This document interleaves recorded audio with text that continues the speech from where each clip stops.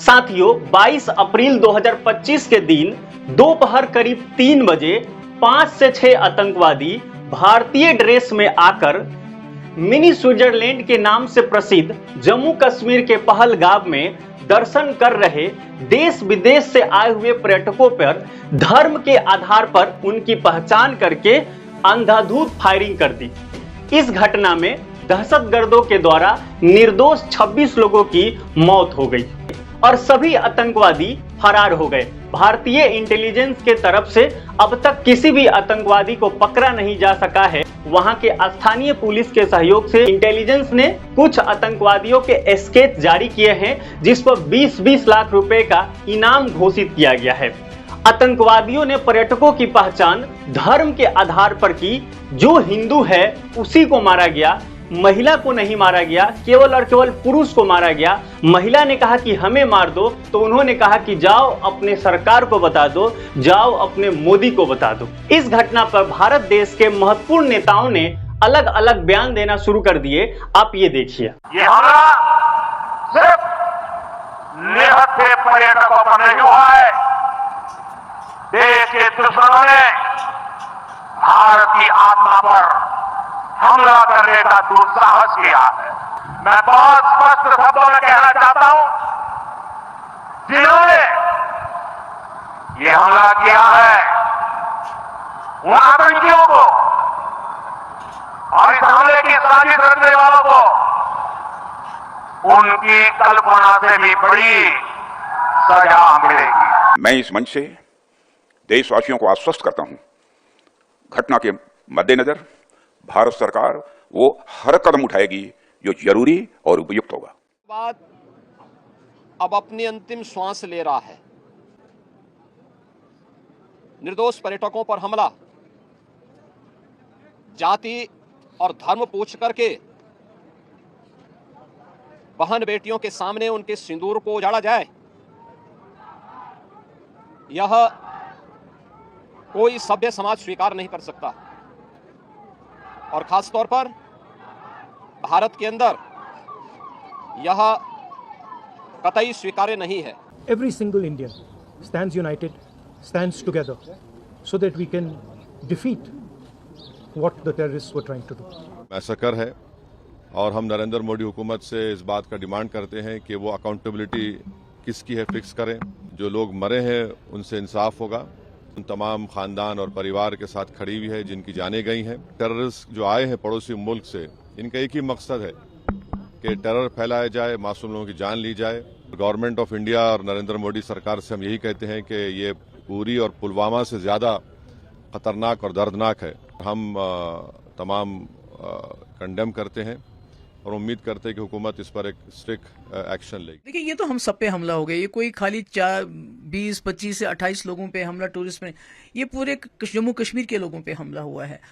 उनको पकड़ के कड़ी सी कड़ी सजा दी जाए और ताकि आने वाले जो वक्त में इस चीज को याद किया जाए और दोबारा खुदा ना खास्ता इस तरह का वाकया ना हो। साथियों, अमर उजाला अखबार के मुताबिक इस घटना के बाद भारत सरकार और मोदी सरकार एक्शन मोड में आ गई। शायद इससे पहले ये सुस्ती मोड में थी। इस वीडियो में इस एक्शन मोड में क्या क्या 5 फैसले लिए गए और इस फैसले के बाद पाकिस्तान ने 24 अप्रैल को 8 फैसले लिए हैं, इन सब का बारे में हम चर्चा करेंगे। और साथ ही साथ इस वीडियो में हम ये भी चर्चा करेंगे कि विश्व के अधिकांश जो शक्तिशाली देश हैं और कम महत्व रखने वाले देशों ने किस प्रकार से इस घटना को लिया है और इस सब घटनाओं का प्रभाव जम्मू कश्मीर के टूरिज्म और उसकी व्यवस्थाओं पे क्या पड़ेगा, इन सब का विश्लेषण करेंगे।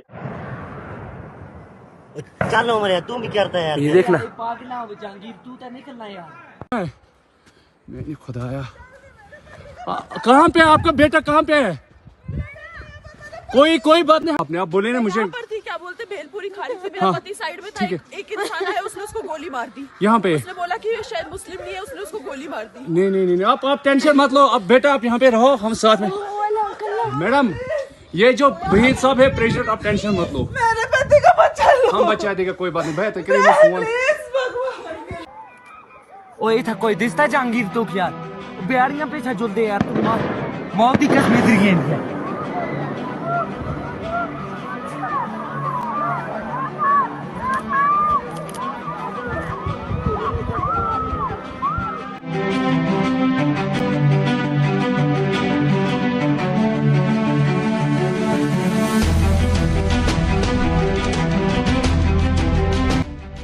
नमस्कार, मैं अनूप कुमार और आपका इस चैनल पर स्वागत है। साथियों, इस घटना के एक दिन बाद बुधवार को सरकार ने सीसीएस की बैठक की, कैबिनेट कमेटी ऑन सिक्योरिटी। इस बैठक में 5 अहम फैसले लिए गए हैं। वो फैसले हैं, पहला, जब तक पाकिस्तान आतंकी हमले और दहशतगर्दों को समर्थन बंद नहीं करता, सिंधु जल संधि एक तरफा रूप से स्थगित रहेगा।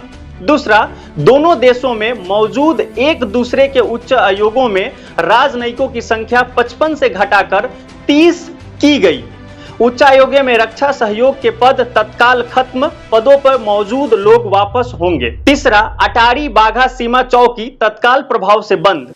चौथा, पाकिस्तानी नागरिकों को सार्क वीजा पर भारत आने की अनुमति नहीं, जो पहले आए उन्हें 2 दिन के अंदर जाना होगा। पांचवा, पहलगाम हमले के बाद कदमों पर चर्चा के लिए सरकार ने सर्वदलीय बैठक बुलाई। आपको मैं ध्यान दिला दूं, सिंधु जल समझौता 1960 में नेहरू जी के लीडरशिप में लिया गया था।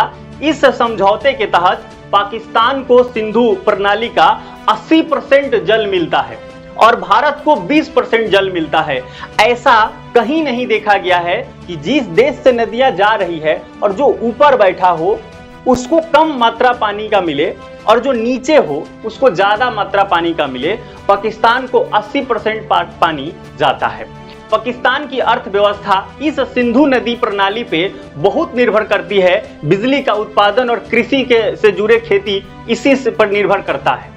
भारत सरकार के 5 अहम फैसले के बाद पाकिस्तान सरकार ने गुस्से में आकर 8 फैसले कर दी। पाकिस्तान के राष्ट्रीय सुरक्षा परिषद में यह सारा फैसला लिया गया। जैसे यहाँ पे सीसीएस की बैठक हुई, वहां के एनएससी नेशनल सिक्योरिटी काउंसिल, इसकी अध्यक्षता पाकिस्तान के पीएम शहबाज शरीफ ने किया। भारत में सीसीएस का अध्यक्षता प्रधानमंत्री मोदी ने किया, ये प्रधानमंत्री करते हैं। उस एनएससी में 8 फैसले लिए गए। पहला है, शिमला समझौता समेत सभी द्विपक्षीय समझौते तत्काल प्रभाव से स्थगित किए गए।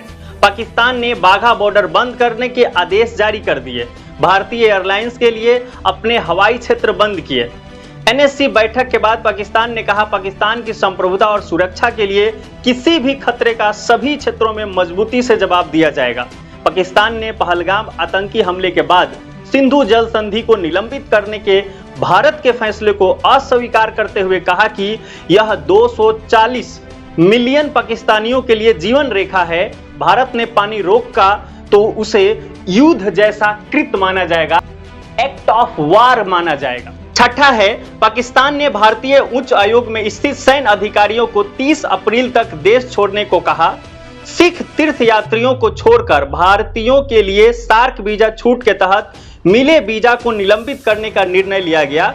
पाकिस्तान ने भारत के साथ सभी व्यापार को निलंबित कर दिया, जिसमें तीसरे देशों के माध्यम से आने वाला व्यापार भी शामिल है। पाकिस्तान ने यह सारा बात तब कहा है जब भारत ने ऑलरेडी ऐसा कर चुका है। ये कह रहे हैं कि सभी प्रकार के व्यापार स्थगित कर दिया जाता है। आप सोच के देखिए, ये तो ऑलरेडी बंद है। भारत सरकार ने सीसीएस की बैठक में पाकिस्तानियों को यहां से छोड़ने की जो कहा है, तो उन्होंने उसी को दोहरा दिया है। इसके बाद उन्होंने कुछ अहम फैसले लिया है कि शिमला समझौता को तत्काल स्थगित किया जाता है, इसमें उन्हीं की घाटा है। और भारतीय एयरलाइंस को उन्होंने अगर बंद किया है, तो अगर एयरलाइंस जाती तो फ्री में तो जाती नहीं थी, उससे वो पैसा भी उनको मिलता था, तो इनका आर्थिक रूप से यहाँ लॉस होने वाला है। और कुछ विद्वानों को माने तो उनका यह मानना है कि शिमला समझौता को स्थगित करना भारत को एक बहुत बड़ा मौका दे देना। और इस बात को बड़ा मौका कैसे प्राप्त हुआ, अगर आपको समझना है तो हमें पहले बात करनी होगी शिमला समझौता क्या है। तो सबसे पहले समझते हैं शिमला समझौता के बारे में। साथियों, आपको याद होगा 1971 में देश की प्रधानमंत्री इंदिरा गांधी थी। इनके लीडरशिप में भारत पाकिस्तान वॉर लड़ा गया था, जिसके बाद शिमला समझौता 2 जुलाई 1972 को हुआ और इसके परिणाम स्वरूप बांग्लादेश का जन्म हुआ।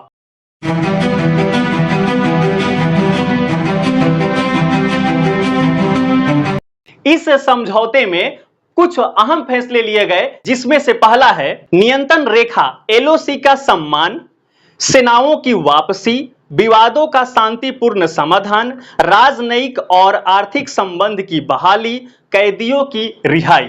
इस समझौते में एलओसी के सम्मान की बात किया गया था। यह वही रेखा है जिस रेखा के तहत स्वतंत्र जम्मू कश्मीर और गुलाम जम्मू कश्मीर डिवाइड होता है। गुलाम जम्मू कश्मीर को पीओके के नाम से जाना जाता है, पाकिस्तान ऑक्युपाइड कश्मीर। समझौता में इस लाइन का सम्मान करने की बात किया गया था। पाकिस्तान ने शिमला समझौता का स्थगित करने से भारत को मौका यह दे दिया है कि अब वो खुद बोल रहा है कि मैं इस लाइन का सम्मान नहीं करता, तो भारत इसमें घुस जाएगा और उसके बाद भारत के पास एक स्ट्रॉन्ग पक्ष रहेगा कि मैं उसने स्थगित किया तब मैं गया हूं। अब हम समझेंगे इस घटना पे विदेश के विभिन्न जो देश के महत्वपूर्ण नेता है उन लोगों ने क्या कहा है।